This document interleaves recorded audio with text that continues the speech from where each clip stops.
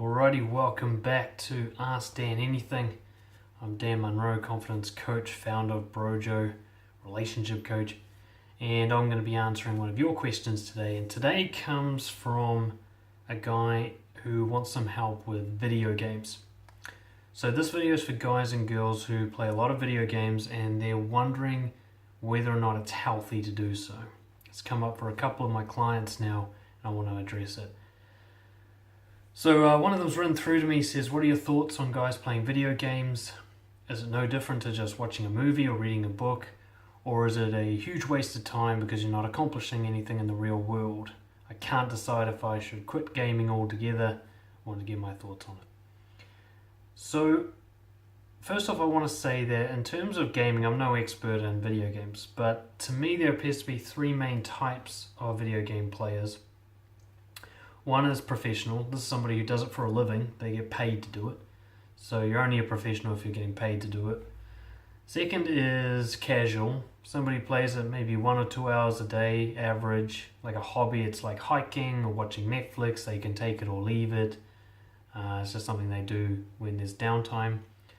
And then there's what I'd call someone who's bordering on addiction. They use it to escape from real life. They're playing it more than a couple of hours per day. And we're going to look at that particular type today to help you figure out whether or not that's you. Okay. I'm just going to stop here and remind you, if you want to get videos regularly on increasing your self-confidence and developing social skill mastery, click the subscribe button below or the Brojo logo that will show up at the end of the video. Okay, so how do you know when playing video games is a problem? It's like any other addiction. You've got to look for the warning signs. Okay, I used to work with people in addictions quite a lot, rehabilitation. And there's some key warning signs that are the difference between a casual user and an addict. One is your goals are neglected. So you have big dreams about socializing, about building a business, about developing your health. And there is not enough time for you to do this because of how much time you're playing video games, how much energy your video games are taking. So you can see that there's a risk that you're using video games to get away from the discomfort of working on your goals. That would be a warning sign.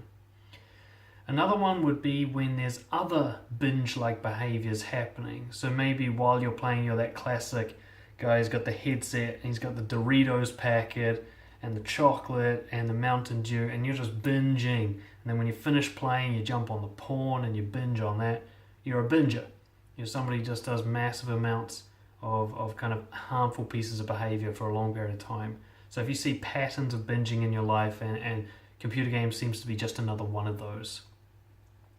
Another warning sign is that it's disruptive.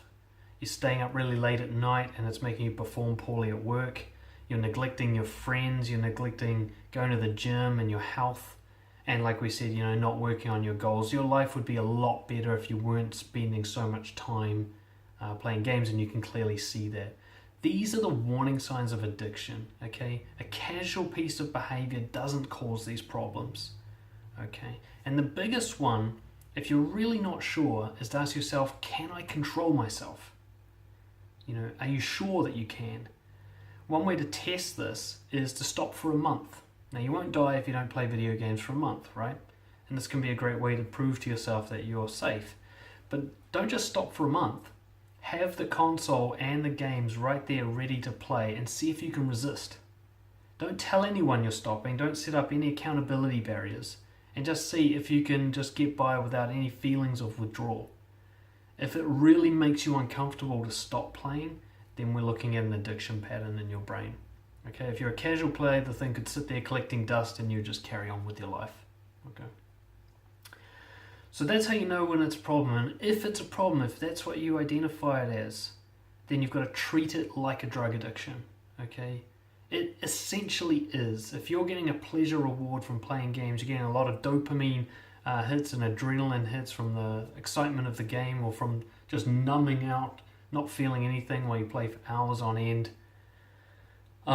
That's essentially no different to cocaine, heroin, weed, alcohol. It's causing the same neurochemical reaction. So probably the most effective way is, one, you've got to remove access. So in a time of strength, get rid of your console, give it away. I don't know, block the apps that you're using, whatever it is, to like make it as hard as possible for you to actually play games. And in that time that you usually have set aside for playing games, pack that full of healthy activities, preferably social ones. There's a definite correlation between video game addicts and social isolation.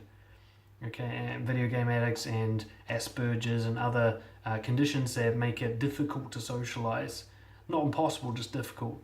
So if you can replace video games with socializing, or dance classes, hiking, hanging out with friends, just even going somewhere where there's people and hanging out, and try to identify what it is that you were using video games to avoid. What was video games an escape from?